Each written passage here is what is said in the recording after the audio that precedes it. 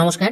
রেলের যে নতুন super app rail one app, এই অ্যাপ থেকে কি করে আপনারা রিজার্ভেশন টিকিট, লোকাল ট্রেনের ticket, platform ticket, monthly ticket কি করে বুকিং করতে হয় এই নিয়ে আমি কিন্তু অলরেডি ভিডিও দিয়েছি এবং সেখানে ভালোভাবে আমি বুঝিয়েছি কোন ক্ষেত্রে আপনাদের কিভাবে কাজ করতে হবে, রেল ওয়ান অ্যাপ রেজিস্ট্রেশন আপনারা কি করে করবেন।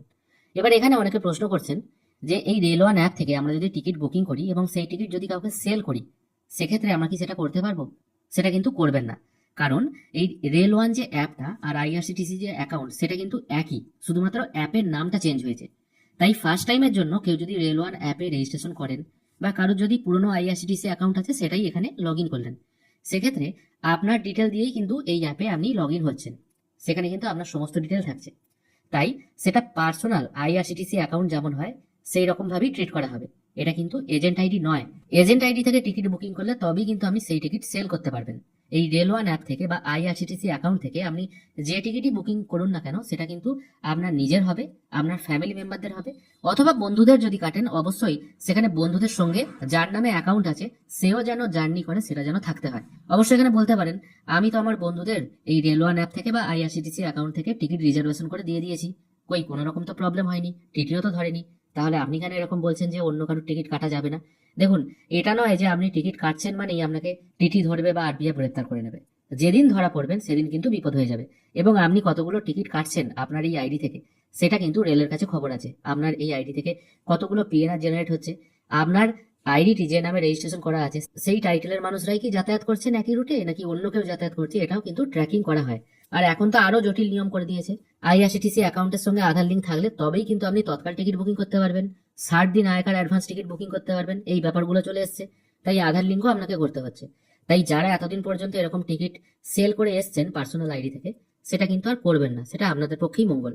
এবার অনেকে সাইবার ক্যাফের দর্শক বন্ধু বলতে পারেন আমার সাইবার ক্যাফে আছে, সেরকম টিকিট বুকিং হয় না মাঝে মধ্যে এই পার্সোনাল আইডি থেকে একটা দুটো টিকিট কেটে দিই, সেক্ষেত্রে কিছু প্রবলেম হবে? আজ পর্যন্ত কেটে এসেছি, কোনো তো প্রবলেম হয়নি। দেখুন, প্রবলেম বলে কয়ে আসে না, যে কোনো দিন হলেও হতে পারে, সেই জন্য এই জিনিসটা অ্যাভয়েড করে যাওয়া ভালো। আর তার থেকেও বড় কথা, এজেন্ট আইডি যে নেবেন 4000 টাকা খরচ করে এবং প্রতি বছর রিনিউ করার খরচ হচ্ছে প্রায় 2000 টাকা বা 1200 টাকার মতো। এবার অত টাকা আপনি রিনিউ করে যদি আপনার টিকিট সেল না হয় তাহলে তো এজেন্ট আইডি নিয়েও লাভ নেই না। আর এই জিনিসটা এমন কোনো ব্যাপারও নয় যে আপনার দোকানে রাখতেই হবে, না হলে আপনার দোকান চলছে না। তাই সাবধান হয়ে যাওয়াটাই ভালো। আশা করি আপনাদেরকে বোঝাতে পারছি যে আমি কি বলতে চাইছি। সহজ কথায়, রেল ওয়ান অ্যাপ থেকে যদি আপনারা রিজার্ভেশন টিকিট কাটেন আর কি, সেটা হয়তো নিজের হতে পারে, নিজের ফ্যামিলি মেম্বারদের হতে পারে, অথবা আত্মীয় স্বজন যারই হোক না কেন সেটা কাটতে পারেন। এবং বন্ধু বান্ধব মানে আপনার রক্তের সম্পর্কিত কেউই নয় এরকম যদি কারোর কাটেন, সেখানে একজন প্যাসেঞ্জার হিসেবে আপনি যেন থাকেন, এটা যেন হয়, এটা একটু দেখে শুনে কাটবেন। এবার চলে আসছি আনরিজার্ভ আর প্ল্যাটফর্ম টিকিটের ক্ষেত্রে। দেখুন, আনরিজার্ভ টিকিটের ক্ষেত্রে বলছি, মানে লোকাল ট্রেনের টিকিট যেটা, এখান থেকে যদি আপনারা টিকিট বুকিং করেন সেক্ষেত্রে টিকিট কাটার পর এই ফোনটাকে কিন্তু আপনাকে হাতের কাছে রাখতে হবে।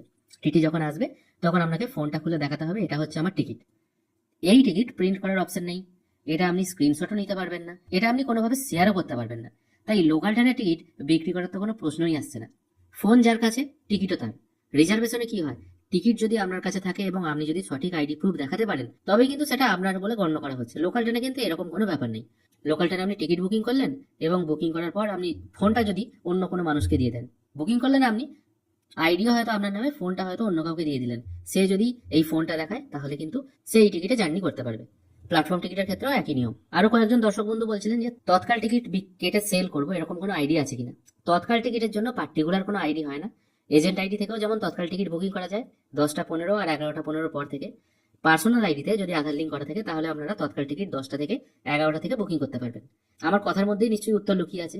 পার্সোনাল আইডি থেকে 10টা থেকে আর 11টা থেকে টিকিট বুকিং করা যায়, আর পার্সোনাল আইডি থেকে টিকিট সেলই করা যায় না। তাহলে তৎকাল টিকিট বুকিং এর আইডি কি করে হবে বলুন?